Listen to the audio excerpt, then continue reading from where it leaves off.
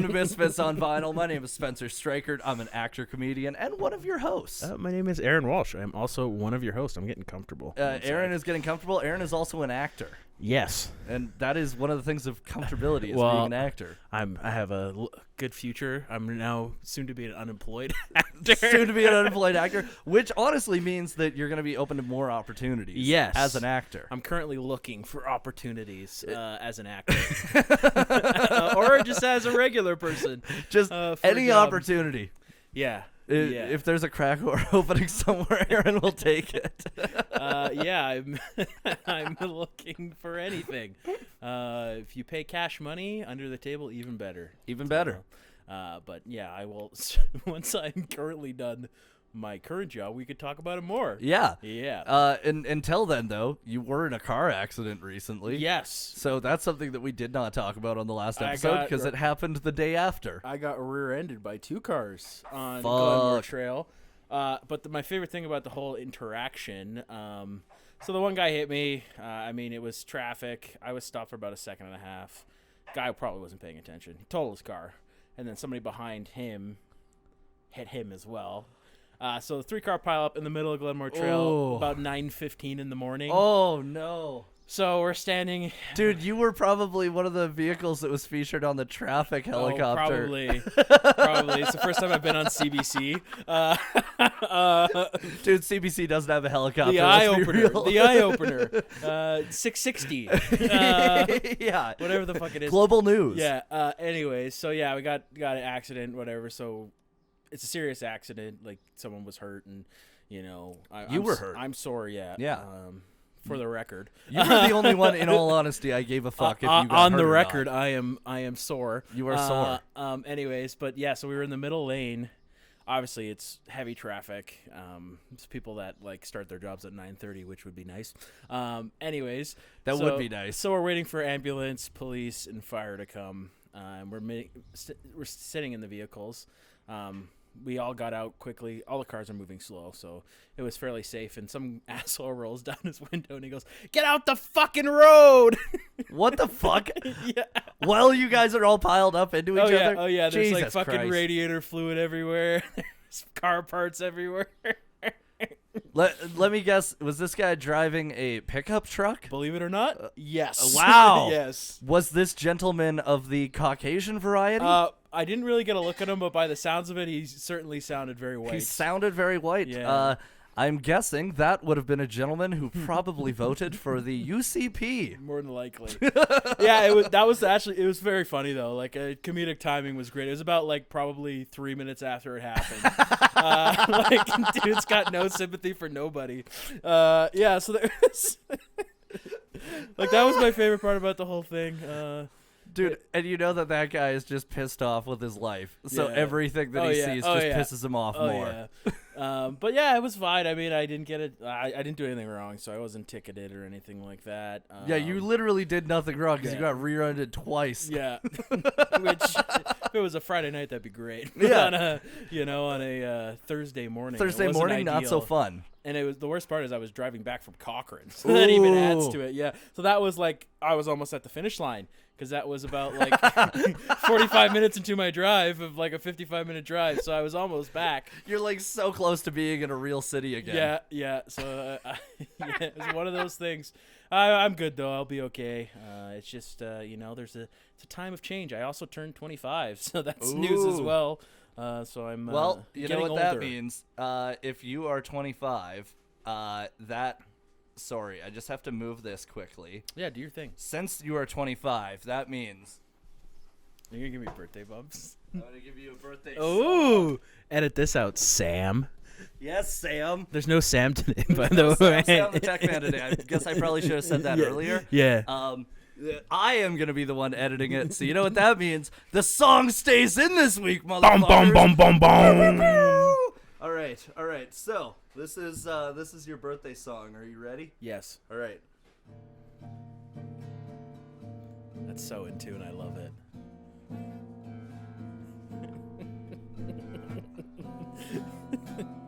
Nice. Good chord change. Happy birthday to Aaron. happy birthday to Aaron. He is 25, it's Aaron's birthday. He got rear-ended just last Thursday. Aaron is 25 now. And he's gonna wear a wedding gown, hopefully. Yeah. And then he'll marry Sarah. And this is the song of the era. Nice. Taylor Swift song of the era. Taylor Swift song of the era. Sounding like Eddie Vedder, but it is Aaron's birthday. Sam magically appears and cuts that out.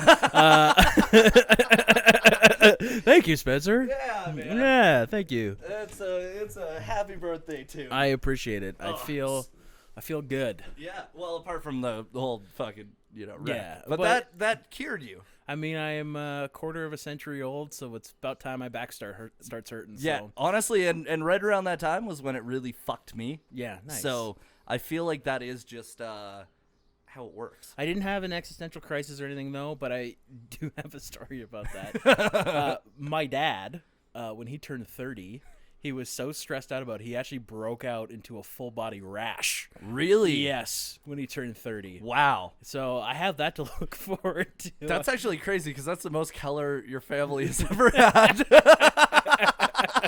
It's true. It's true. It's true. They recently they updated our 23andMe. My dad took a 23andMe. Ooh. Turns out I'm not. My dad is 0.5% Ashkenazi Jewish. Ooh. So that's news. That's the other 99.05% is straight Irish. But you know what? That's not news. That's Jews. Nice. Hey. What's new in your life? We're talking about me this time. Yeah. How was your tour? How was your little fucking venture into BC? Kelowna was a blast. Holy shit. There was actually somebody who showed up. Okay, two different people showed up that had came specifically to see me from shit online. One person from the podcast. Nice. So shout out to them. That was cool that you came and checked it out. The other person saw me on TikTok and they were like, I want to come and see it. So that was fun. My family was there, like my dad and my 85-year-old grandfather and my 80-year-old grandmother. That's sweet. It was actually honest to God, more intimidating doing comedy in front of them than it was opening for Jim Jeffries. Yeah, I was gonna say that's like anything though. Like when you're doing, just from my experience with theater, like if your family's coming or somebody you know is coming, like I give a fuck about the X amount of people that are there, but I'd be shitting my bricks if somebody I actually know in real life is there. But it's much worse if you're saying your own stories about your own life and how you fucked a taco or something. There's a line there where I'm you like, did probably say some shit that they didn't know. Oh, I definitely did. Yeah. I did my weed stories and they're very anti-drug, so that was fun. And then Julie, the bartender from Tea House, fan of the show. Yeah, shout out Julie. Yeah, shout out to Julie. If she's still listening, she said that she was cheating on us and listening to Faris Haitia and Connor Christmas's podcast, The Broke Wokes. Oh, that's okay. I like Faris. I do like Faris. Connor's a good guy too. Yeah, so. they're both good guys, but still, fuck them. Cheating on us. She's cheating on us. Way to go, Julie. Way to go, Julie. So anyways, Julie from Tea House, her sister lives in Kelowna. Mm-hmm. And so her sister showed up with a group of people. Nice. And when she showed up, she was just like, I was at the door of the club. I'm just talking to people as they're coming in. She comes up and she just stares at me and she's like, hey. I was like, hey. And I figured out who it was immediately. Yeah. They have the same fucking eyes. And I'm like, who else is going to be a ginger that comes up and stares at me like that, right? But anyways, it was so funny because I didn't call it out until I was on stage. But, dude, this fucking show, I spent 20 minutes of my fucking hour just trying to get one lady to shut the fuck up. And she wouldn't. And she was so drunk. And I had talked to her and her husband before the show because they had been at the early show. Yeah. With, Kelowna had a showcase of Kelowna comics before. Mm-hmm. And it was their holiday. They fucking, were coming into town and they're big comedy fans. Wine. Oh, the wine that this lady was fucking drinking. Yeah. Holy shit. So, I get on stage, I start doing my jokes, it's all going fine, and then she just won't stop Like she thinks that her and I are having a conversation. Having a little rapport. Yeah. Meanwhile, the other, 35 people in the room are like watching me tell jokes. I'm like, what the fuck? So eventually I just, I turned to her and I was just like, listen, my fucking 80-year-old grandmother is in the back of the room, and she's a Finn who grew up during the war, married a Kraut, raised 3 boys in the 70s. She'll slap the shit out of you with one hand while she cooks dinner with the other, and dinner will be fucking delicious. So shut the fuck up. Dude, got a huge applause, and then she still wouldn't shut up. Oh, God. And then I started asking her, like, questions about her life, right? Because I'm like, okay, if you want to be the center of attention, I'm going to fucking turn it on you then. Like, you get to be the center of attention. So I'm like, I turned to her and I'm like, I started talking music, and then I was like, so how long have you and your husband been together? She's like, 27 years. I'm like, oh, like the same age as me. She's like, yeah. I'm like, I bet you guys fucked for the first time to bop. And then she was like, she got like really offended by that, and she's like, no, we listen to metal. I'm like, oh, great. So you were fucking to Pantera? Like, that's any better? Like, where did you guys find the rhythm to fuck like that? And so I started acting it out, and then she kept fucking yelling things out.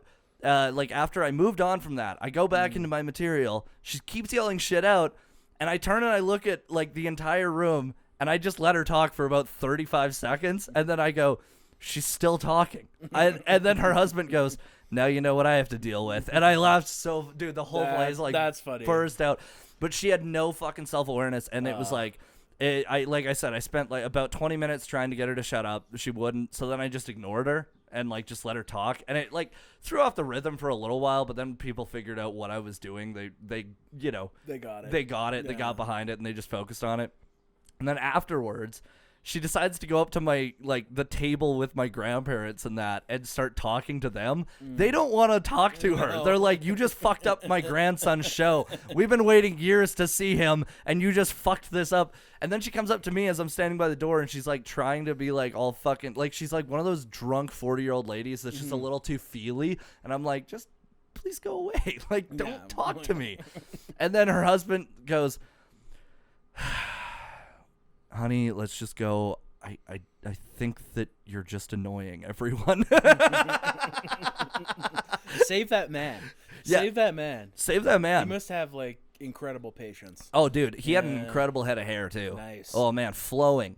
Nice. He looks like he could still fuck to like Pantera. That's surprising. Yeah. Because I feel like if I was with her, my hair would fall out. Yeah, I thought so too. Yeah. I mean, none of it wasn't gray, but still, Still fair. Still fair. In his 40s, and he's got a full head of gray hair. It's waves. Nice. He looked like Aragon at the end of Return of the King when he becomes the king. Nice. And then he's like, "No, my friends, no one kneels to you, or no one. You kneel to no one." And then he fucking, you know what I'm talking about. Yeah, I know what you're talking about. I've seen the movies. It's right before Frodo and all of them go back to the Frodo, Shire. It's an olifant. Look, Frodo, it's an elephant. It's an olifant. Olifant. Man, there's so much about those movies that because I rewatched them recently. Yeah. There's so much that's fucking hilarious. I know. They have some great moments. I mean, they're also, you ever watch the director's cuts? Oh, yeah. Yeah, dude, they're like fucking 4 hours. That was the ones that I watched. Oh I watched God, the director's it's like cuts. Fucking 14 hours of content. Yeah, that was literally a week. Every night before bed, I'd watch a little bit of The Lord of the Rings. Nice. Well, something I've been rewatching recently, which we originally watched together, is Entourage.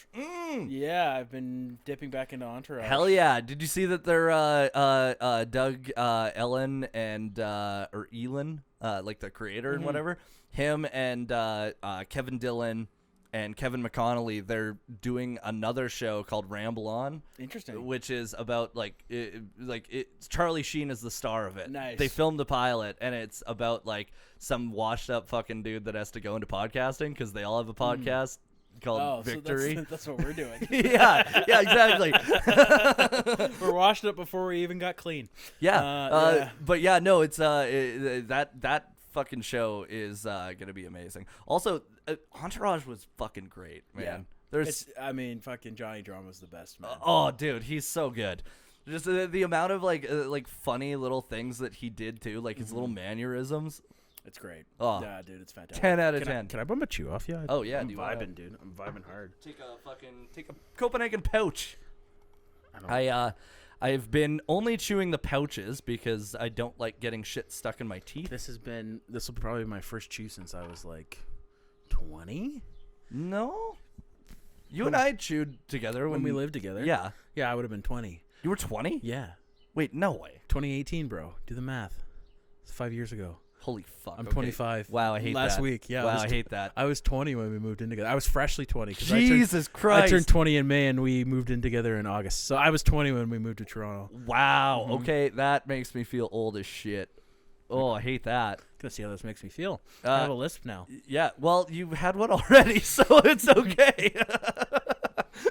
Okay, so just so that people know, we're doing, instead of doing an album this week, we're doing a Rec-isode. Yeah, we've been busy. We've been busy. And we're going to be busy coming up, so the schedule might be a little wonky-tonky, but... Yeah, I think we might be off for like 2 or 3 weeks from this point, so we wanted to make sure that we got one more in before we had a little break, because Sam's gone next week, I'm gone next week as well, and then you're gone the week after, and...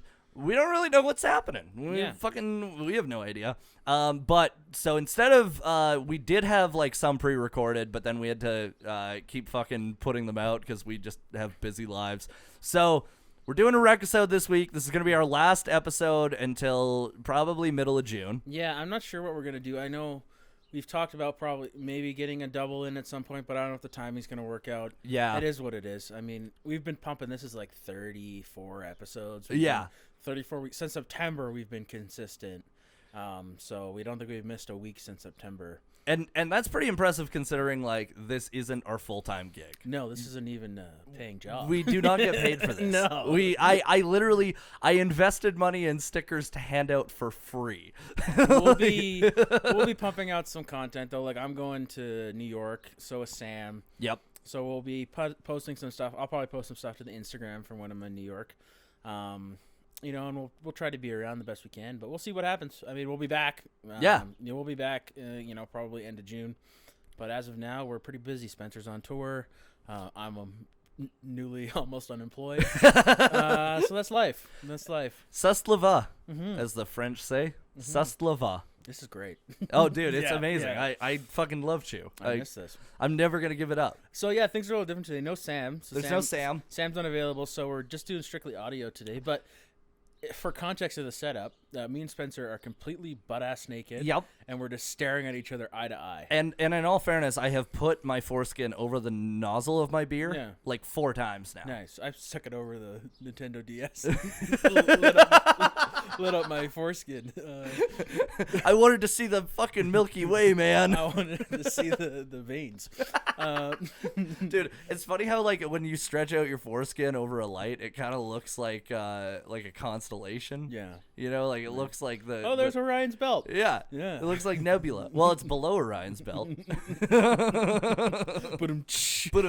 But yeah, I'm looking forward to this episode. It's going to be fun. We kind of threw it together last minute just because we love you guys. But we picked 2 albums we both really love. Yeah. One is going to be hard to talk about just because of the title, but we will do our best. We will I improvise. might have to do an impression of my grandfather when I intro the title.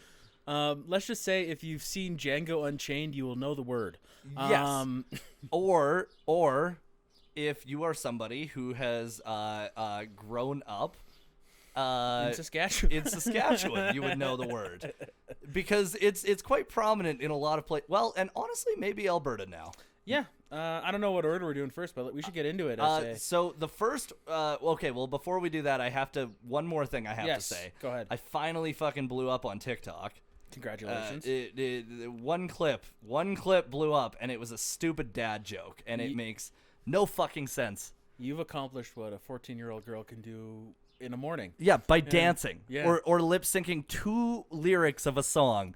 It's so depressing how in this day and age to be a working comedian, an actor, and filmmaker, I need to have a presence on TikTok. I'll tell you what, when TikTok first got popular during COVID, I was on TikTok and I posted about, I don't know, maybe half a dozen TikToks, and I made some quality content. and I think I got 400 likes on one video. That was it. Dude, it's so depressing. I fucking hate the new generation. Except for our listeners of the new generation. Yes. They're pretty phenomenal. But congratulations. Yeah. You had some really topical content for Alberta. Yeah, I literally posted it like a half hour before the election coverage started. And all I said was, regardless of who wins tonight, if you want to piss off anybody in the office tomorrow, just walk up to them and say, you know, I can't believe that after what she did as the premier, people would still elect her. And so I posted that, and it got like a few views, but then as the election coverage started, it went up to like 80,000 views. And the amount of just conservative bros that were just like, fuck yeah, we won. What the fuck are you talking about? I'm just like, oh man, I know my audience now. I'm going to piss off conservatives on TikTok. Well, for anybody that voted, congratulations. Yep. I mean, then you did your part. I mean, Did your part. It's so weird here in Alberta. Both candidates kind of sucked ass. Dude, the whole election sucked ass. Yeah, it was like, I don't know if people, I mean, provincial politics, really great topic, but it was just... Especially for a podcast that is the #1 in Chile. Yeah, it was a smear campaign. Smear campaign on both sides. It was a joke. It was, yeah. And honestly, but I will say this. It was pretty cool that we were having an election where both of the leaders of the parties had been the premier and were both women. Yeah. And both had like liberal arts degrees. I'm like, that's pretty fucking cool. That's actually like pretty dope in the grand scheme of things. That's I think that might be the first time in Canada that's happened. I mean, for how, regressive Alberta is, I mean, we're pretty progressive when it comes to our politicians. Yeah. You know what? We're a feminist province. So we can say that. There you go. That just pissed off a whole group of people. Yeah, well, you know what? The patriarchy is losing, so that's all that matters, okay? All right, so we're doing a Rec-isode. Yeah. So the first album is the one that you suggested. Nice, Nacho Swan. Nacho Swan by Blood Orange. So for context, I'm not going to say the word, obviously. The title is Negro Swan. By Blood Orange. Yeah, this is a great album. This is, we did our top 10 list. I don't even know if I put this in. This is probably in my top 10. Yeah? I love this album. I love Blood Orange. He's a really interesting guy. He's worked across all sorts of... my mouth is just... I can't speak properly. Dude, it's funny because nobody's going to notice the difference from normal. My speech impediment. Now with chew. Now with chewing tobacco. But no, I was like, why do I sound like Sean Connery? Chewing tobacco. Chewing tobacco. Chewing tobacco. Anyways, this album rules. I'll let you do some of the reading. These Rec-isodes are short a little bit, but please check out the albums we recommend. This one is fucking amazing. This one is really good. It's not like a widely known album. I know Blood Orange is known quite a bit in the indie scene. He's also a big writer for other artists. He's done like film scores. So he's a really, really talented dude. Dev Hines is his name. He's fucking amazing. Also, okay, so I have a question. And I didn't do the research on this beforehand because today was the first time that I actually ever listened to Blood Orange. Yeah. But is this the same guy that did Four Seasons, like the song? Your name reminds me of the Four Seasons. I don't think so. It's like this very orchestrated song. And the only reason I'm wondering is because he has a very similar falsetto. You're catching me out right now. And honestly, Blood Orange, that's the one thing I will say right off the bat. His falsetto is fucking incredible. His voice is just incredible in general. I don't know if that's the right... I don't know what song you're talking about, but I don't think it's him. No? It's not one of his side projects? I don't think so. He's got a couple, but I've only really dove for him. I listened to one of his album from 2012, and I've listened to this album pretty religiously. Okay. But I don't think Four Seasons is one of his tracks. Okay, that makes sense. All right, so this is the 4th studio album by Blood Orange, which is an alias of musician Dev Hines. It was released on the 24th of August, 2018, by Domino. Domino, most famously known for their pizza, but also as a record company. Yeah, they're an independent record label in the Great Britain. Oh, that's in the Great Britain. In the Great Britain. Sorry, this is fucking me up now. Not in the Less Britain. No, the Great one. In Great Britain. In the UK. In the United Kingdom. So in England. including Ireland. The album was preceded by the singles Charcoal Baby and Jewelry. Yes. In a press release, Hines described the album as an exploration into my own and many types of black depression, an honest look at the corners of black existence, and the ongoing anxieties of queer/people of color. A reach back into childhood and modern traumas and the things that we get to and the things we do to get through it all. The underlying thread through each piece on the album is the idea of hope and the light we can try to turn on within ourselves with a hopeful, positive outcome of helping others out of their darkness. Mm-hmm. He's very introspective on this album. Like, I don't know, it really connected with me. I think just like the themes he talks about, whether you're, you don't have to be black, you don't have to be queer. Just talking about overcoming, pain and things like that. He speaks through the album is really can connect with any demographic. Well, and I think we've talked about this before, where it's like if an artist has, if they're speaking truthfully, like their own truth, you will find people that connect with it across all demographics. Yeah, this would have been roughly around the time that it came out is kind of when I got into his music. And this album specifically, I spent a lot of time listening to in 2018. It's a really, really good listen, so please listen. Yeah, definitely check this one out. Okay, so the album focuses on themes heavily in today's current ideas of gender and sexuality. Honesty is a very powerful tool in the production of the album because it's what bridges the gap between the understanding viewpoints of oppressed groups. With songs like Hope and Running, masculine influences are brought into analysis in order to create an understanding of how societal forces impact the ideals of sexuality. Well, that's like it's a really interesting commentary. Like he does challenge even in not so much his vocals also challenge like define of like a masculine voice. He's got a very high voice, like you said, a really great falsetto. So he does challenge, what it means to be a man, especially in some of his lyrics, define what masculine means. It's a really, really great listen. Oh, yeah. And each song on the album presses this issue with a mix of soul, R&B, and other genre styles in order to convey a story of facing depression. The press release also stated that the album was entirely written and produced by Hines. That's fucking crazy. Yeah, and he played a lot of instruments on this too. I touch on that later, but I mean, he played saxophone, drums, like he did production, he did mixing. He's really multi-talented. I bet that he could play the guitar probably as good as There's me. some great guitar on this too. Yeah, there really is. Oh yeah. Honestly, this is this album was a really good recommendation because I hadn't heard it, but man, did it fit my everything that I kind of vibe to. Like very lo-fi, very chill. I love it. It's like bedroom pop. Yeah, that sort of vibes. If you're looking for comparables, like he's on the album, but like Steve Lacy stuff like that. Yeah, popular now. That sort of genre. And going off of that, the 16 songs weave impressionist psychedelic pop and interstellar funk together, as well as cozy bedroom pop, like you said. And due to Blood Orange's eclectic music sound, Swan also digs into alternative pop, chill wave, dream pop, hip-hop soul, post-punk, quiet storm, R&B, indie hip-hop, jazz, and more.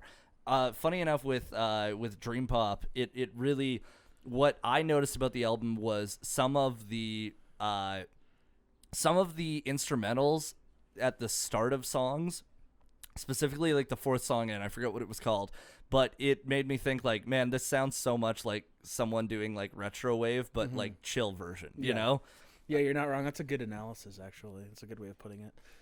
Okay, so at Metacritic, which assigns a normalized rating out of 100 to reviews from mainstream publications, it received an average score of 84 based on 26 reviews, indicating universal acclaim.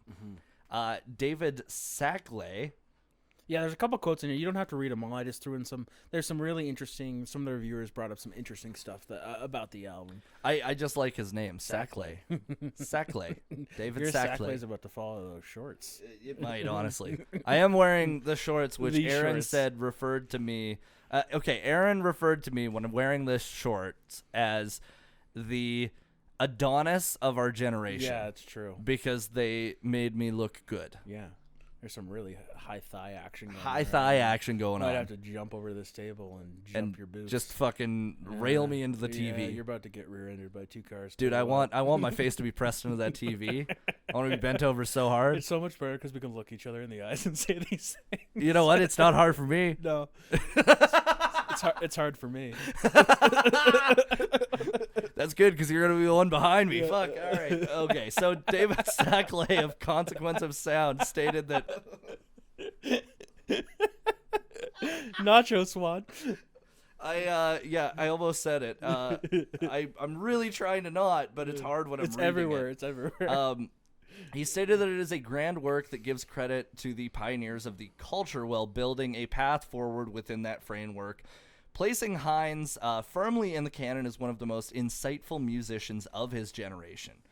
Okay, I'm scrolling through down to the independent critic Jazz Monroe said, well, this album elaborates on Hines' best work. He remains grounded in cozy bedroom pop by shambling drum machines, vocal compressions, and gratuitous psych pedals. Mm-hmm. Psych pedals. Now, there's a lot of good features on this album, too. There's some bigger names that are Janet Mock? Yeah. Not sure who that is. Amandia Steinberg? Yeah. I put them all down there. Adam Bainbridge? Yeah.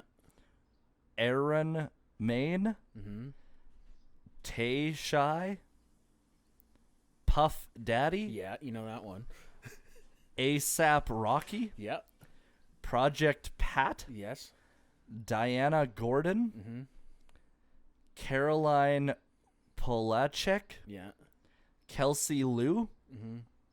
Georgina Ann Muldrow? Yeah. Steve Lacey? Yes. Marty? Andrew Aged. I just put anybody that had their own Wikipedia page made the cut. There was about a dozen more that. Except for Marty. Yeah. Marty did not have their own Wikipedia page. Might have missed that one. Okay, so I don't know anything about any of those. Can you tell me some of those people? I know Steve Lacey. I know A$AP Rocky. I know Project Pat. I do know A$AP Rocky. Yeah, I know Puff Daddy. Yeah. Puff Daddy's on Hope and Tay Shy, I think her name is. Yeah. She's good on that song as well. Puff Daddy, it's so funny because obviously influential to hip hop and everything, but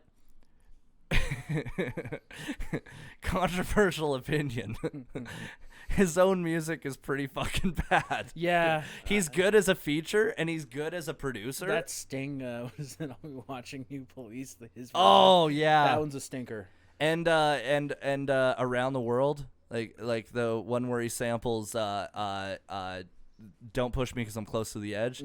Yeah, that song is way too long and he doesn't really have a good rap voice or cadence for rap.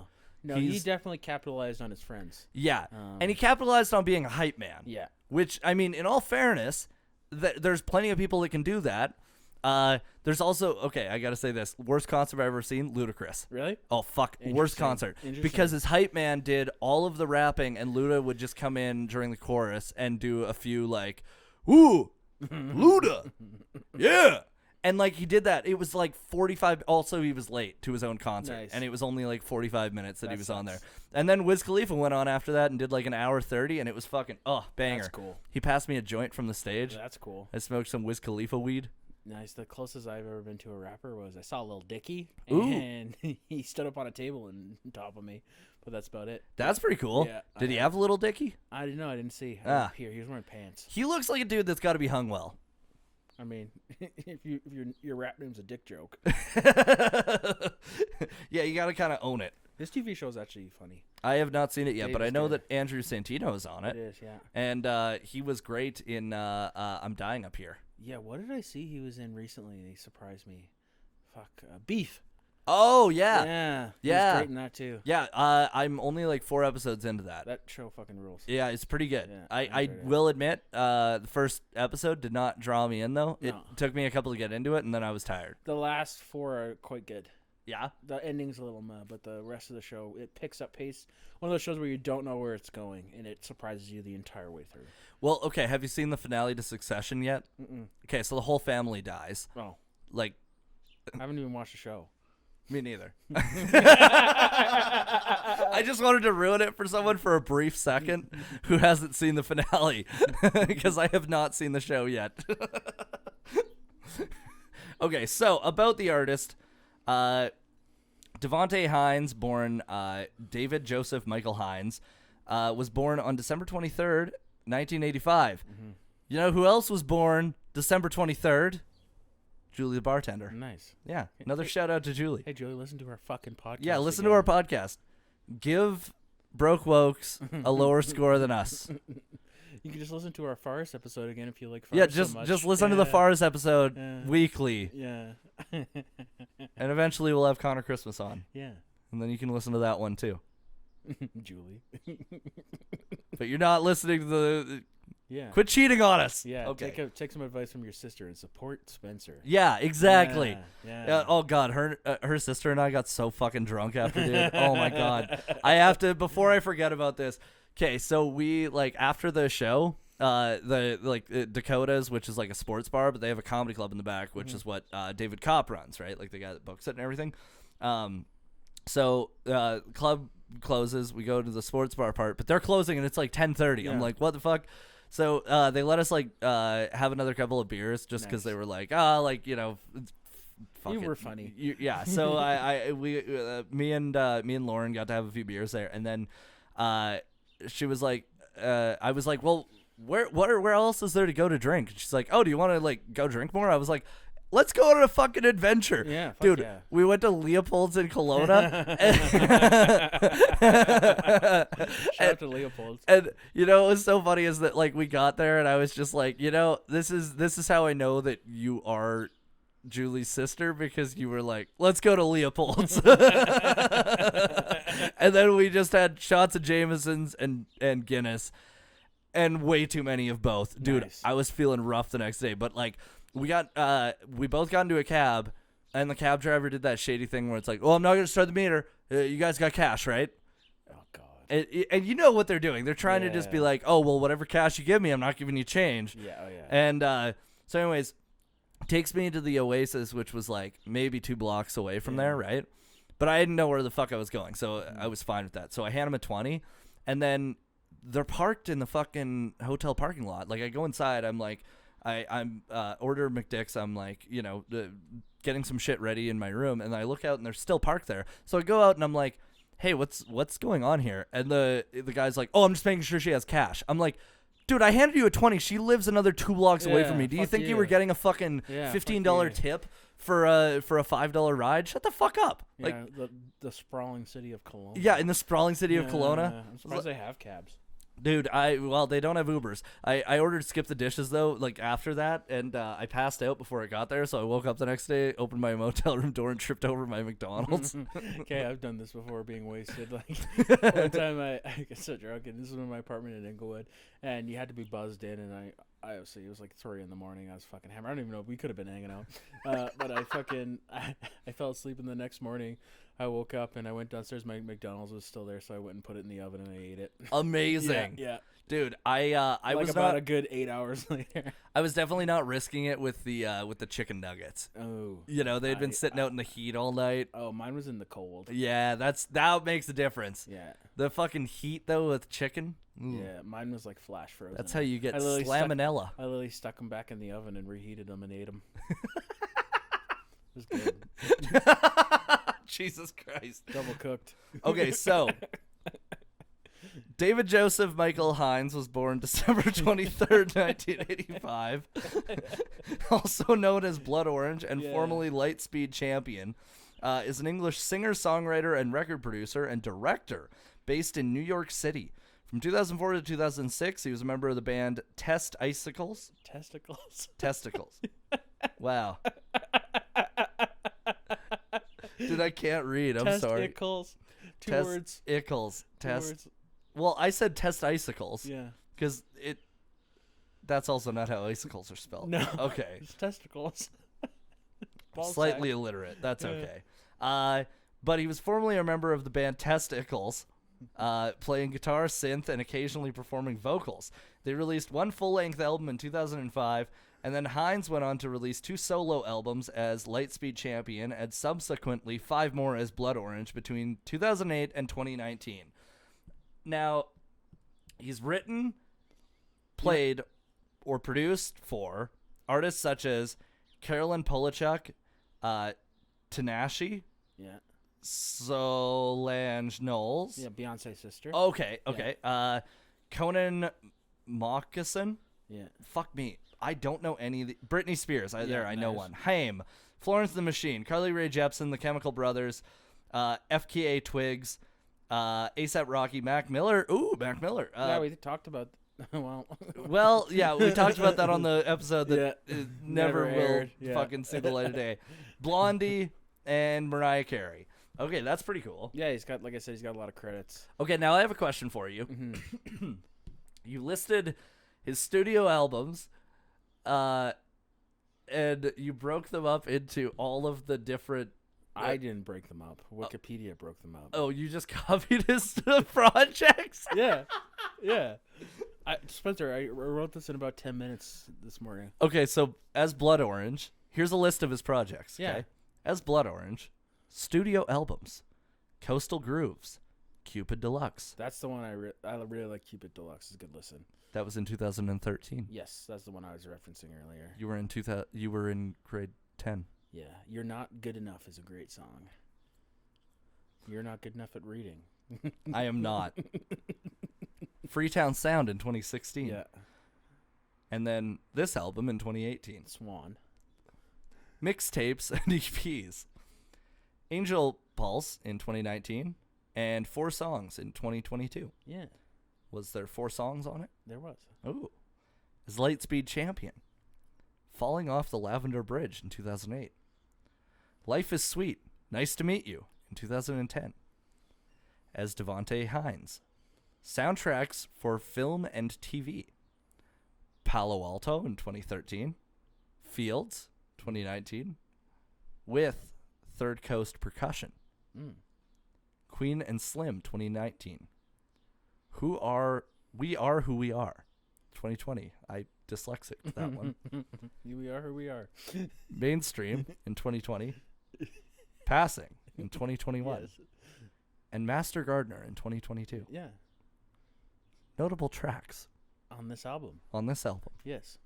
Charcoal Baby. That's my favorite song on the album. Is it? Yes. Saint as well I like a lot. Ooh, and that is listed. Yeah.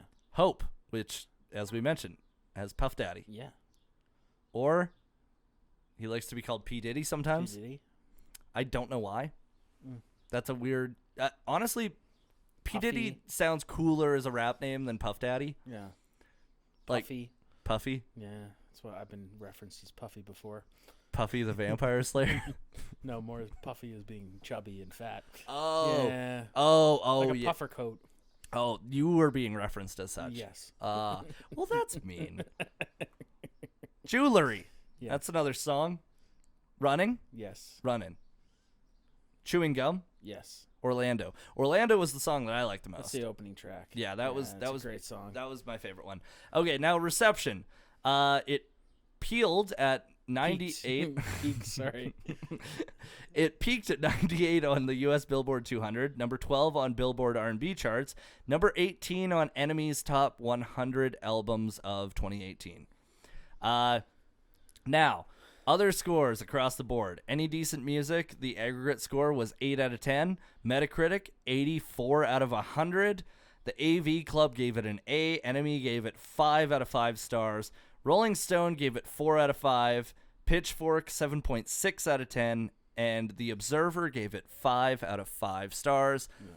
I have been featured in The Observer. Really? Yes. Hey, when nice. I did the Quarantine International Film Festival. That's cool. Yeah, they wrote a nice article about us. Yeah. But we were all, because they interviewed us, an American filmmaker and a Canadian filmmaker, and all of us were talking after, and we were like, did that guy seem like kind of mean when he was interviewing you? And they were like, yeah, he seemed really rude. I don't know what was up.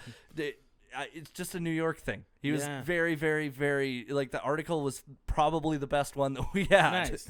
So shout out to him. I forget his name. I feel bad now. That's okay.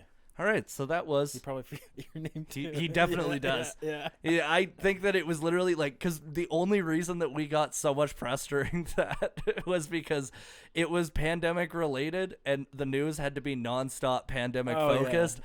But ours was a positive pandemic story, so they were just like, let's fucking shoehorn it in everywhere. And then I used that momentum with the rest of my career. Well, it was a good idea. It was. I was impressed when you guys came up with that. Thank you. It was very fun, and honestly, very glad that Siobhan and I got to do that. Because it was both of us in my studio apartment at the time on that shitty leather couch that you and I like Found in an alley and moved in there.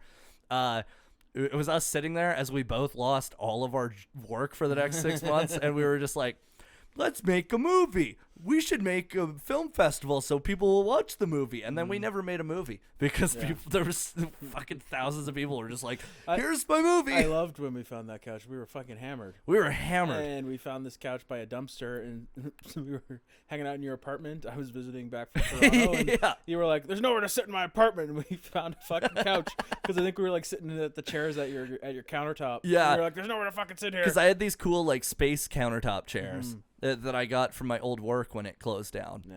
Which is kind of funny, honestly. I like that apartment. That was a nice studio. Yeah, it was. It was haunted too, nice. just like this one. Nice. But haunted in a different way. Yeah.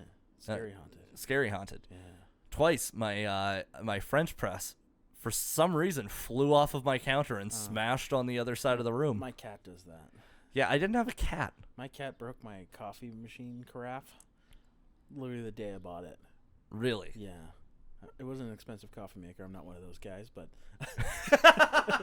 it was like $20, and I made a cup of coffee on it. I was like, "Oh, this is amazing! I can time my coffee in the morning." And when I wake up, and then I woke up the next morning, and there was glass everywhere. Oh no, that's unfortunate. I slept through it though. Okay, so recommending everybody listen to. Yes, yeah, we got through that. That was good. Blood Orange, Swan. Yeah, 4th album. It's a really good 2018. listen. It's really good. Like I said, spend some time with it, get to know it. When have we steered you wrong besides CKY? So go fuck yourself. Go fuck yourself. Okay, I had somebody comment about that recently and say that you were wrong about saying that CKY was generic. So fuck you. CKY is not generic. I would like one of those people to at me because you keep bringing these mystery people up, and I'm starting to question if they're real or not. You know what? I'll get them to at you. I'll get them to create some fake Instagram accounts just to at you. Oh, so you're gonna get yourself to create some fake Instagram accounts? Yes. Yeah. I question CKY as much as I question Bam Margera's decision-making skills in the past 10 years. Fucking Bam, dude. Yeah, Jesus Christ. You know what's funny is I did send a message to Bam about being on the podcast when he was sober for a while there in January. And then he read the message, and then the next day it was like, Steve was like, he's off the rails again, dude. I don't know what happened. And I was like, oh, no. We happened. Yeah, we might have. He's like, a small podcast reached out to me. That's where I'm at now after being on MTV. After being on MTV on world movies multiple shows. Being an international celebrity. Being literally one of the most famous.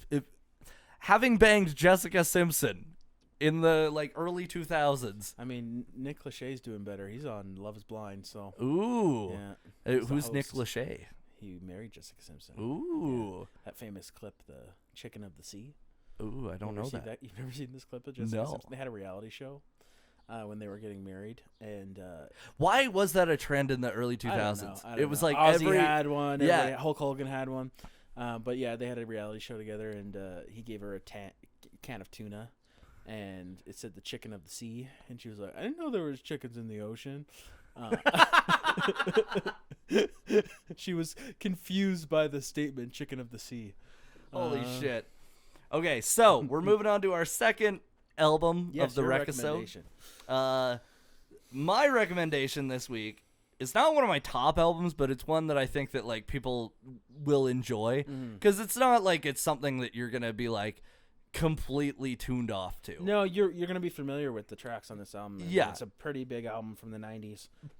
From one of the bigger bands of the late '90s. That's true, and it's also something that I think people of our age, it gives you a little nostalgia because you heard it on the radio all the time as a kid. So the album that I'm recommending that you check out is Matchbox Twentys, Yourself or Someone Like You. Woo! Okay. This was the debut album from Matchbox 20. It was released on October 1st, 1993 by Lava Records and Atlantic Records. It features a sound similar to traditional rock and post-grunge. Was it 93? I thought it was 96. 96. Sorry. Did I say 93? You did. Oh. Yeah. Whoopsie. I made a mistake. That's okay. Yeah, so this was 96. But yeah, it has a sound similar to traditional rock and post-grunge, which is interesting because it sounds like... It just sounds like the late 90s to me.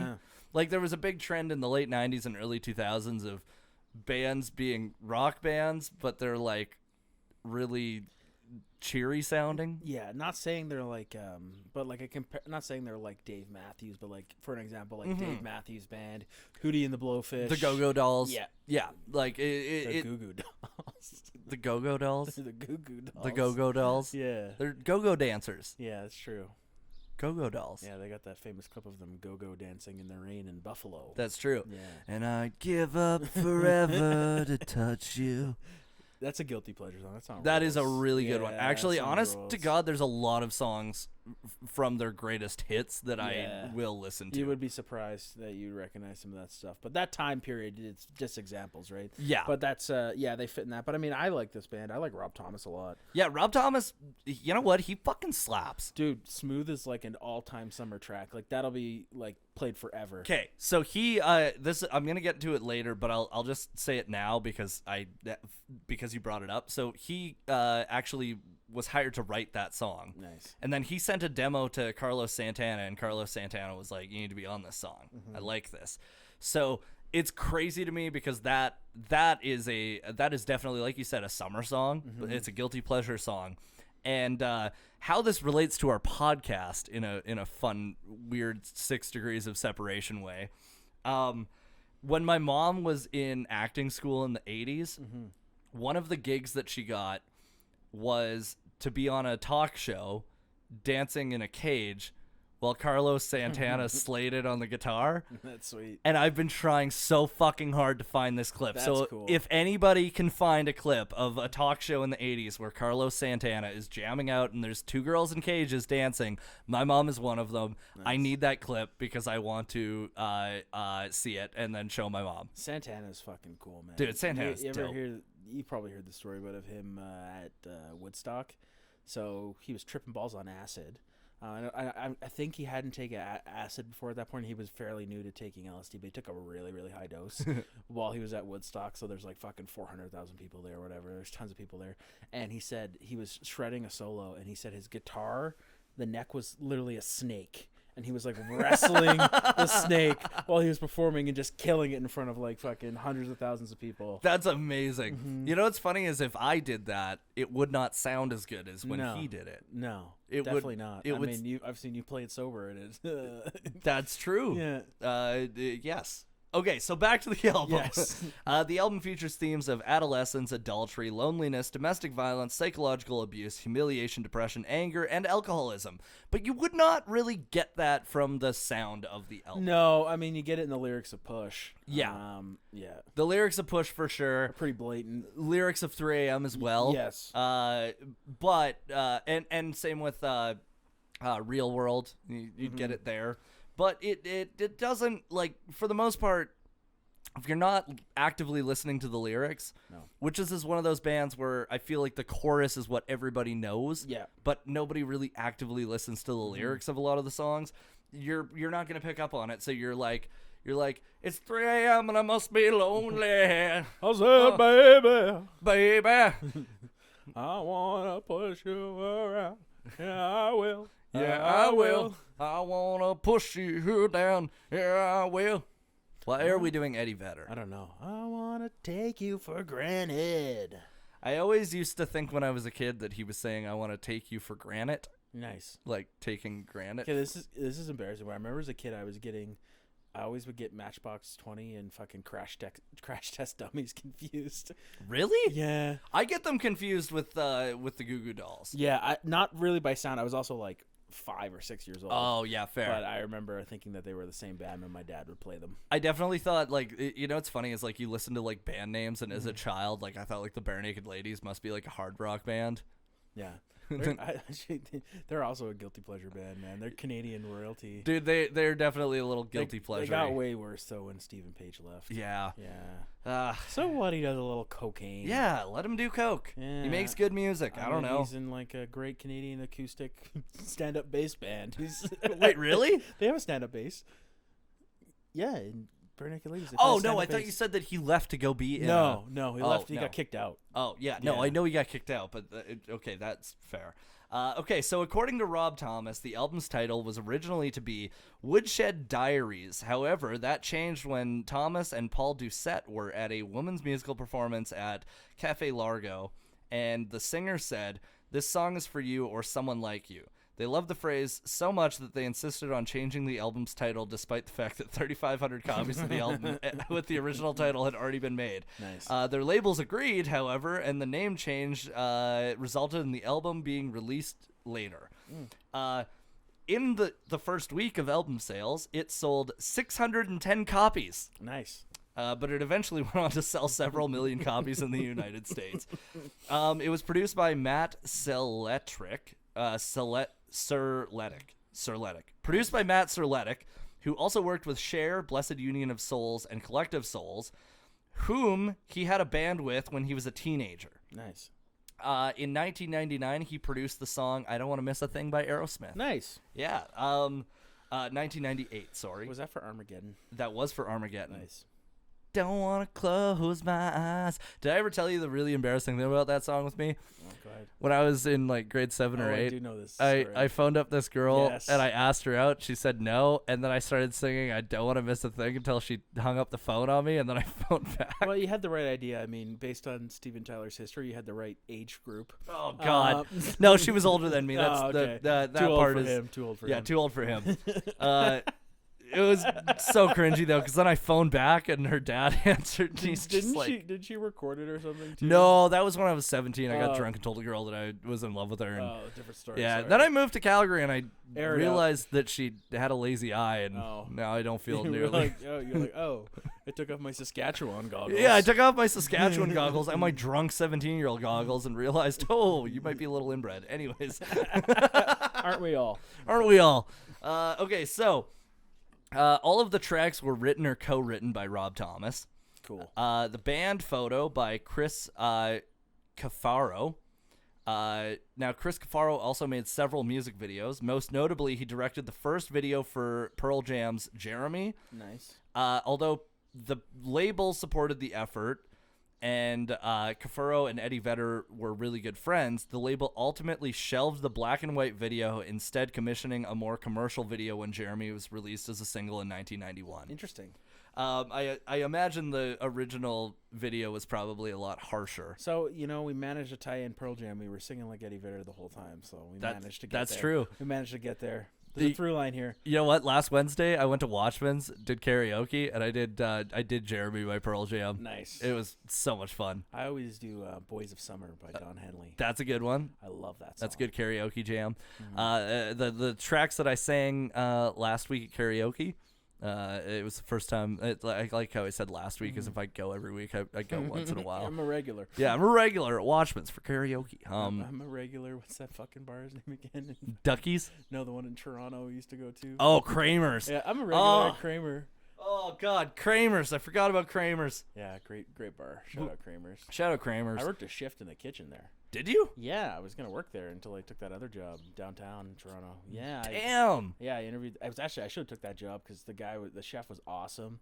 And it would have been probably a better experience than my other job I took. But dude, and you would have only had to walk like 20 feet to get to work every day. That would have been great. I know, but yeah, I didn't end up taking that job, but I worked like 8-hour shift there, and they paid me and had a great time. How busy was that 8-hour shift?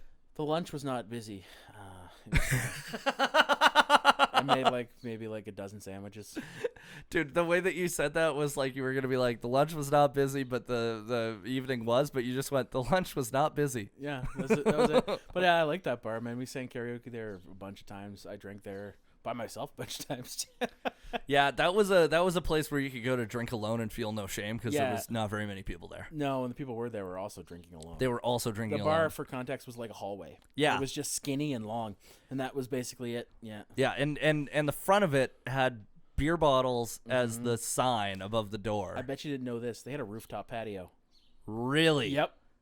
Was that busy? I don't know. I never went up there, but I knew they had it. Damn. Okay, Yeah. when we go back to Toronto, we have to. It'd be nice to visit Kramer's again. It'd be nice to visit Kramer's. You know they fucking redid our apartment, hey, our old place. Ah, that's sad. Because I think I told you this, but we fucked it up after you left. Fucking- we did an abstract painting inside. We threw. So like my roommate after Spencer, Justin, he's a great guy. He was like very artistic, artistic. Just Don't lisp that one. Yeah, dude was like into making music, into making art, and fucking he was making sound proofing for his room. Yeah. So we took like the sound panels and we just fucking threw a bunch of paint on it, and there was paint all over the carpet. And then we fucking bleached the paint and rubbed it off, and it made like a really cool like tie-dye type design. And then when we went to do our walkthrough for the apartment, there was fucking paint all over the carpet, and the lady was like, "Yeah, I remember the paint being here when you guys moved in." Dude, that's so fucking funny. Yeah, but they told us they were gonna redo the whole thing. So It's especially funny considering. Was that the first time that you met the new people that had owned it? That's the first time, the only time I ever met the property manager group. Besides when all that shit was going on with the neighbor, because after you left, man, I don't know. We've talked about our neighbors there before, but we had beef with them after you left. Like Yeah. I had issues with the guy. Like he was, he's a sleazy guy. So I had some problems with him. Definitely beat his girlfriend too. Yeah. Oh yeah. I'll go on record as saying that is a definite. Not a good guy, but anyways, they were living there, and I had disagreement with them, and then they started fucking with the apartment and like fucking with me. Like they contacted our management company and were saying like, oh, we were smoking cigarettes inside, and blah blah this, blah blah that. And then the girl, she started dumping oatmeal on our fire escape. Yeah, oh yeah. So like I walked out one time and I stepped in fucking oatmeal. She dumped and then they dumped their smoke. So they dumped their container of cigarette butts all over the fire escape, and then like sent pictures to our property management company. Mm-hmm. God, I hate those people so much. And then I ended up, the guy called me from the property management company. I explained what was going on, explained the situation, showed him like DMs and stuff like that of what was going on with the guy. And shortly after they left, they moved out. So good. Yeah, this was only. And then his company folded. Yes, this was like 2 months after you left. It was just a shit show with them. Not good people. Not good people. Yeah, not good people. And honestly, like I did the right thing by always keeping them at like arm's length. Mm-hmm. Where I was like, I'm not getting involved with your drama, but thank you for giving me fucking. I was certainly naive because I wasn't there for when they were both there fighting all the time. That wasn't something I experienced. You told me about it. Like, we had the one big fight when we were living there, and then I think they kind of split up for a while, and he was operating his business out of there. Yeah. And she was still working for them, but like I would talk to the guy, like we'd smoke cigarettes together and fucking hang out. So like on the back fire escape, I never went anywhere like out with him.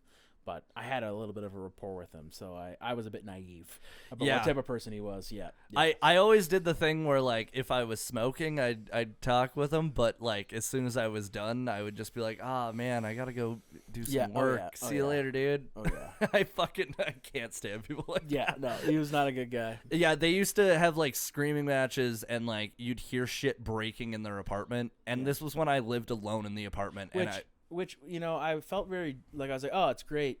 Spencer, gave me the bigger bedroom. But you gave me the bedroom right next to their fucking one that bedroom. Shared the wall with them, yeah. And that was part of the reason why I was like, I can't anymore. Because, like, they would just, like, and then, like, you could hear them saying, I can't believe you fucking hit me. And, like, it was just fucking insane. Yeah, I never experienced any of that. It was nuts. They were, like, actually crazy Besides the weird neighbors, that apartment fucking ruled. I liked that It was a apartment. pretty fucking dope one. It had a weird, no corner was 90 degrees. None of the walls were all on an angle. All on an angle. Putting furniture on the wall was impossible. Yeah. But for what we were paying for living in a good neighborhood, in Toronto. It was top fucking notch. Yeah. Like it was, I'm paying what I'm paying now. Like it was a 2-bedroom apartment in Toronto in a nice neighborhood. Wasn't downtown, but we were like we were so close to downtown. Four we stops might on the well subway from downtown. Yeah, and I mean we were paying $1,400 when I moved in. Yeah. I think when I left, I was paying $1,560. Yeah. For a 2-bedroom split between 2 people. You pay your utilities and shit, but man, that fucking place was a good deal. And it's funny too because like our place right now, they're raising our rent by $100 a month. And I'm like, oh man, I'm getting so much closer to the price I was paying in that dope place in Toronto. Like, god damn it. Yeah, that place was lots of good memories there. Tons of good memories. Some bad memories, but some good ones too. Some really, really, really good ones. Mm-hmm. There was, one of my favorites was coming home to an acquaintance of mine who was on the floor crying about him getting a divorce. He's still married, so it must not have been a fucking real thing. Shout out. He's from Barrie. Yeah. Shout out from Barrie, buddy. Yeah, that was an interesting. Yeah, Spencer's friend, not my acquaintance. Spencer's friend. I met once. Spencer wasn't home, and he comes knocking on the door, and he was all fucked up, and he was crying on the floor, and asked us to move in, and we let him stay a night, and he ate my food. Yep. He ate your bagels. And my oranges. And your oranges. Yeah. Which is, I honestly, I'm more pissed about the bagels. Yeah. If I'm being real with you. With cream cheese, bro. You even dipped in the cream cheese. That's the part that's like super, and it wasn't just one. That's the other thing. No. It was 2 fucking bagels. Yeah, no. Who needs 2 bagels in the morning? Yeah. And then he that was a weird. Who needs 2 bagels in general? I know. And yeah, he ate my bagels and asked to pay like $200 a month to sleep on the floor. And we were like, no, that's not going to happen. No. If you want to pay our whole rent to do so, absolutely. Yeah. It's an interesting experience. It was a very interesting experience. Yeah. Okay, so getting back to the album. Yeah, sorry. What a tangent. You know what? It's our last episode for a few weeks, so I'm okay with giving people a little bit more. Yeah, Sam's not here. Sam's not here. He can't tell us no. He can't tell us no. Yeah. Okay, so. Not that he ever really does. Either, no, he literally doesn't. He just sits there in the corner, then eventually he puts his head in his hands. Yeah. And then that's when we know that it's time to move on. Yeah, it's like, we know when we're going too long. Okay, so it was mastered by Stephen Markison, who spent almost 20 years at percussion lacquer mastering albums for various artists that included Stevie Wonder, R.E.M., Prince, the Rolling Stones, Warren Zevon, Cher, Rod Stewart, Nirvana, Roy Orbison, Dwight Yoakam, Frank Zappa, Beck, Barbra Streisand, Tom Petty and the Heartbreakers, the Red Hot Chili Peppers, B.B. King, Counting Crows, and Roy Cotter, among others. Fuck yeah, dude. Then he went on to found Markison Mastering, where he mastered works for Miranda Lambert, Hozier, Gillian Welch,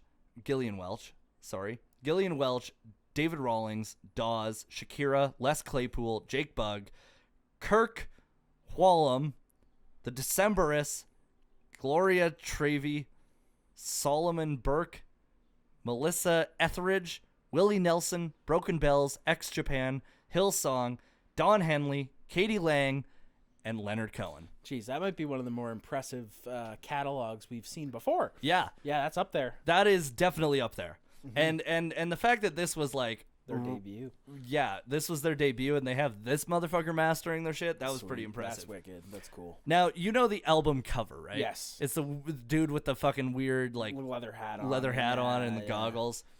So in 2005, almost a decade after the album's released, the band was sued by Frank Torres, the man on the album's cover. Torres claimed the band never asked for his permission to use his image on the sleeve. In the litigation, he claimed that the photo was taken as he was walking down the street after being asked to pose. He also claimed that the photo had caused him emotional distress. Torres justified the delay in suing Matchbox 20 by claiming that he had first seen the album photo within 2 years of the litigation. He died in 2016 at age 73. Damn, interesting. I don't know. I couldn't find whether they won or not. Interestingly enough, legally he actually holds no, like from what I know of whoever takes the photo owns the photo. Yeah. So if you have given permission, and especially if you're in a public place and you go, yes, like you can take my photo, I will pose for it. Yeah. And then a photographer takes your photo, they can do with it whatever the fuck they want. Yeah, interesting. Yeah, I know I read a little bit beforehand about that. That's an interesting thing that happened. I mean, the photo is fairly iconic when it comes to 90s albums. Like, Yeah. It's a recognizable album cover. So, yeah, interesting. And I don't think that it's a bad photo of the guy. Like, no, it doesn't put him in a bad light. Doesn't put him in a bad light. And the fact they didn't know about it for fucking... He didn't know about it for 8 years. It can't have caused him that much emotional distress. I was gonna say. I think it caused him fucking emotional distress when he found out 8 years later that a hit album had his photo on it. Also, how the fuck do you only find out 8 years later? I know. When the album was 12 times platinum in the U.S. Yeah, his buddy's like, Frank, is that you? Is that you? Yeah. It's like the top, whatever, like, it was like the top albums in the past 10 years. Matchbox Twentys. Like, Frank, is that you, buddy? And then Frank's like, fuck, they owe me money. Frank's like, let me take off my goggles. Son of a bitch, that's me. Am I hearing this correctly? Let me lift up my leather ear flaps. For some reason, I always imagined that he was wearing a leotard underneath that. He's a pro wrestler. Frank the Tank Torres. Frank the Tank Torres. And out of the left corner, weighing in at $125,000 in litigation fees. His shtick is he looks like an aviator from the 1930s. And he's going to ride in the sidecar of a motorcycle on the way to the stage. Frank Amelia Earhart the Tank Torres. He does all of his fucking cuts in a transatlantic accent. Yeah, so you want a match, see? I'm gonna come at you, see? The rough and the tumble. It's 3 a.m. and you must be lonely, see? I'm gonna push you. I'm gonna push you around. Yes, I will. Yes, I will. I'm gonna push you down. Yes, I will. Yes, I will. Yeah. I'm gonna take you through some granite. Yeah, yeah. We're gonna shoot a behind the scenes in a kitchen. One of those behind the scenes cuts. I'm also sad that we don't know how he died. They just say he died in 2016. Emotional distress. Yeah, at 73, it might have been emotional distress. Every time I heard Smooth, come May, anytime Smooth came on, he lost a year in his life. Holy shit. Just like the fuck. Frank, relax. Okay, getting back to the album. Their first single, Long Day, was a radio success on the West Coast. Interesting. And the album spawned several top 40 singles throughout 1997 and 1998, including Push, 3 a.m., Real World, and Back to Good. But Push and 3 a.m. did not chart on the Billboard Hot 100 due to a rule in effect prior to 98 that required a song to be released as a single in order to appear on the Hot 100. So this album was like a slow burn by the sounds of it. It took a couple years for it to really take off. Well, it wasn't that necessarily. Like, it was getting a lot of airplay right away. Mm-hmm. And then once it started getting airplay on the West Coast, it kind of started taking over. It was the West Coast, Canada, and Australia that really like pushed it out. And once that happened, then basically radio stations were looking at what other tracks on the album that they were given they could use. So that's what ended up happening, but because they weren't pressed as singles and they could not be sold as singles, the Billboard charts were like, you don't get to count this. Even though, like, I'm pretty sure that in 1997, 3 a.m. and Push were played probably more than a lot of other songs on the Hot 100 chart. They did not get to chart. Real World and Back to Good, they were the first entries from the band onto the Hot 100 after the rule was terminated. The album eventually shipped more than 12 million copies in the U.S. alone, achieving a diamond certification in 1998.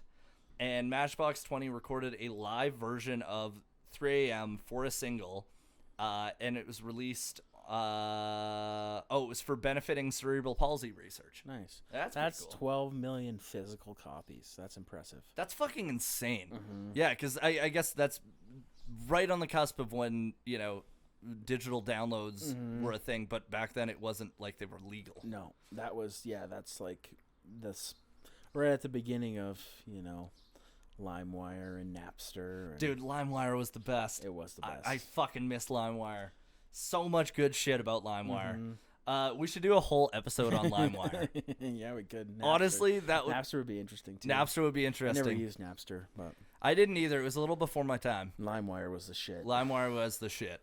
I definitely ruined my mom's computer because of LimeWire. Yep. Okay, so about the band, they were formed in Orlando, Florida in 1995, the year I was born. Nice. The group currently consists of Rob Thomas, Brian Yale, Paul Doucette, and Kyle Cook.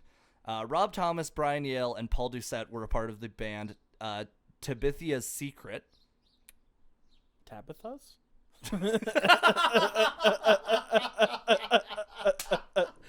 Dude, I'm not gonna lie, I had a few beers before you got here. Bridge to Terabithia's Secret. Sad movie. Jesus goddamn Christ. Okay, so I'll be honest, I had a couple of beers before you got here, so my dyslexia is extra bad today. So Tabitha's Secret, that makes a lot more sense. Tabithia. You just add extra sounds and words that don't match. Dude, I really am actually dyslexic. It's not like it's funny, but not.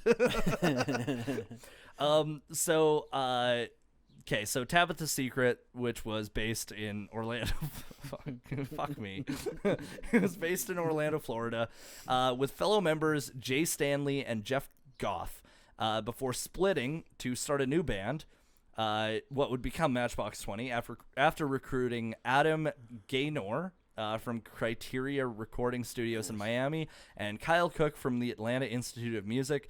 The band named themselves Matchbox 20 and earned a record contract with Atlantic Records. Doucette suggested the name after combining two words observed on the softball shirt of a man where Doucette was waiting tables. Interesting. I wonder what those two words were. They just get inspiration from everywhere. Yeah. Yeah. They're really getting inspiration from their day-to-day lives. Yeah. I thought it was like a Rain Man thing where they dropped a bunch of matchboxes. They're like, how many? 20! 20! And he's like, and they're like, there's only 16 here. There's 4 in her hand. 4 in Tabitha's hand. There's 4 in the pack. It's the best scene in Rain Man. How many matches just fell? 245. No. It's like, how many matches fell? It's like 96. And they're like, no. Whatever he said. Yeah, 96 is like, no, there's like whatever. He said 100 or whatever. I can't remember what he said. And yeah, there was like 4 more in the box. It's like, oh yeah, Dustin Hoffman. Man, I have not watched that movie all the way through. Really? I have not. I haven't seen it in a long time. I've only seen the first probably 20 minutes of it. Yeah. Like where Tom Cruise goes to like meet his brother for the first time, Dustin Hoffman. And yeah, I don't know. Maybe I passed out. I was watching it late at night. For some reason I thought before I ever seen the movie, I thought it was the one where I'm walking here. I thought that was the same movie. It's not. Different movie. Definitely a different movie. I don't know what movie that is, but okay. So before recording their second album, Rob Thomas collaborated with Ital Shure on a song called "Smooth" for Carlos Santana's comeback album Supernatural. Nice. He was supposed to act only as a songwriter, but then Carlos Santana heard him sing, and then was like, "You need to do it." "Smooth" was the album's lead single, and it became a hit in 1999. Thomas won 3 Grammy Awards for writing and performing Record of the Year, Song of the Year, and Best Popular Music Collaboration with Vocals. Their second album, Mad Season, released in 2000, charted in the top 3 on the Billboard 200, and was certified 4 times platinum in the U.S. In 2000, they also adopted the spelling of Matchbox 20, spelling it 20, not as 20. Yep. And released their second album. The album, on the strength of several... okay, so the album followed... Wow, I don't know what happened here. I'm having a stroke. It had several successful signals. You smell burnt toast? It's just our berry friend with the bagels. God damn it. That's what we call a callback. That is a callback. That was a genuine one. Okay, so it had several singles, including Bent, If You're Gone. Bent's a good song. Which was certified 4 times platinum.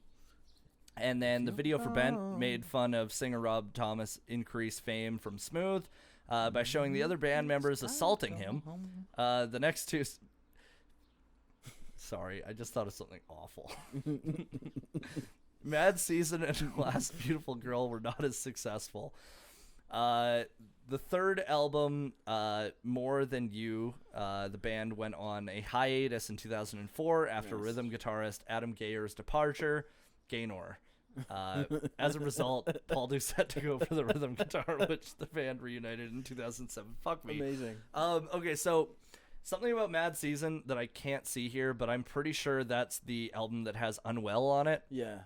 And I have to say, too. that is an amazing song, and maybe the most popular song that incorporated a banjo. Mm-hmm. So, yeah, Unwell, let's see. Unwell is on More Than You Think You Are. Oh, okay. Okay, so it is on their third album. Yeah. Which is crazy. Mad Season has If You're Gone, like we said. Yep, Yeah. and Bent. Yeah, that's a good song if you're gone. Yeah, it is a good song. Yeah. They released a compilation album. Oh, okay, so they reunited in 2007. And then they released a compilation album, Exile on Mainstream, which was certified gold in the U.S. After the release, the band toured to support it. Matchbox 20 took another hiatus while Thomas resumed his solo career, but reunited in 2010. The band finished touring late in 2008, and Thomas began work on his second solo album, Cradle Song, which is another great album. Then he stated in an interview to Billboard that he expected that the other members of the band might begin work on the next Matchbox 20 album without him.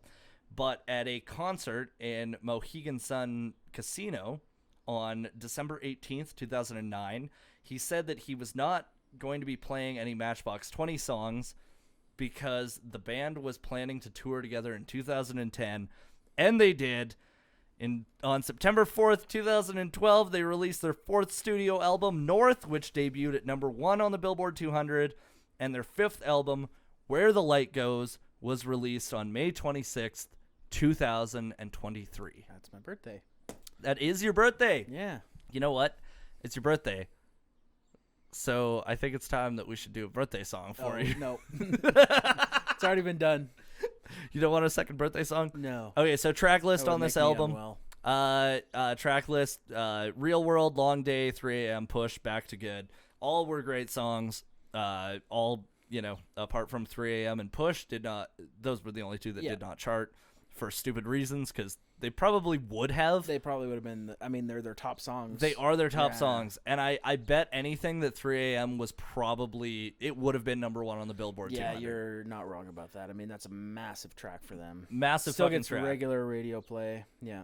And especially right around that time. Like, that was when this sound came into the mainstream, Okay, so reception of the album, it was 10 times platinum in Australia, 8 times in Canada, 5 times in New Zealand, and in the United States, 12 times. AllMusic rates it 3.5 out of 5 stars. Rolling Stone gave it 4 out of 5 stars.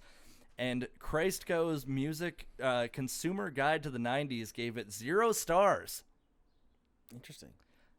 It peaked at number 5 on the Billboard 200, number 1 in Australia, number 3 in New Zealand, and 11 in Canada. So I actually looked into this earlier, that star system. They have a weird rating system. It actually meant that it was an honorable mention. Oh. So, they have different symbols. They have, an A, a B, a C, 5 stars, 4 stars, whatever. But 1 star was an actual honorable mention for one of the top cultural things of the 90s in this book. Oh, okay. So it's like a book on 90s culture. Oh, well, that's cool. We should read that book. And there's then some context. Then I will know better next time for the podcast. But yeah, it said it was an honorable mention. It was, something they said was a popular quality piece of art. It definitely is. Yeah.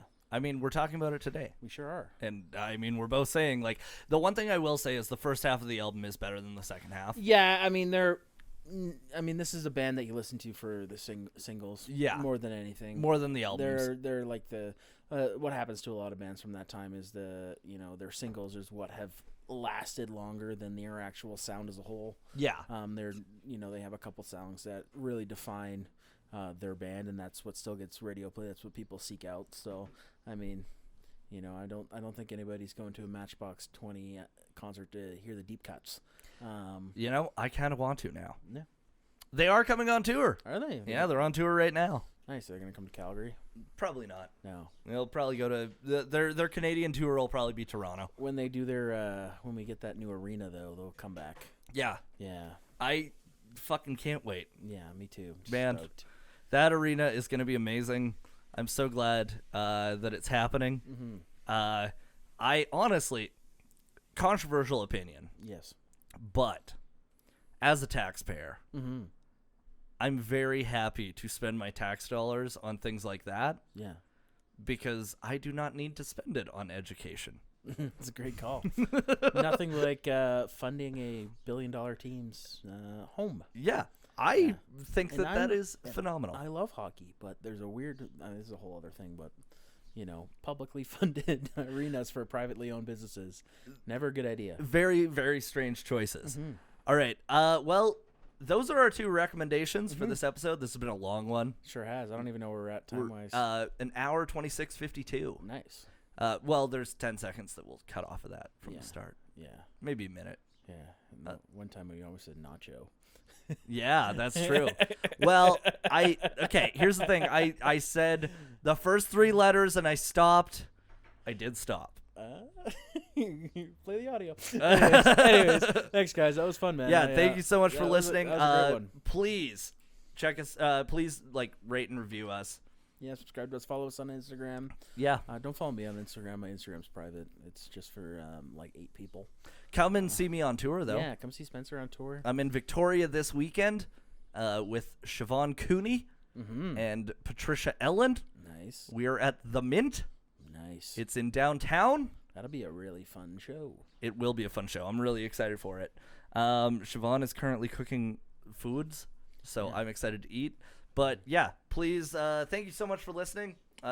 Please do all the stuff with the rates and subscribes and the likes and the thumbs up and the 5 stars and the leaving comments. Give us an album to recommend. Yeah. Or recommend an album to us. We actually got one. I'll have to show it to you. Oh, you did? Oh, yeah, through Instagram. Ooh, shit. Okay, so we're going to be doing someone's album soon. Yeah. Well, shout out to Julie. Thanks, guys. All right. Thank you very much. And anal contusions.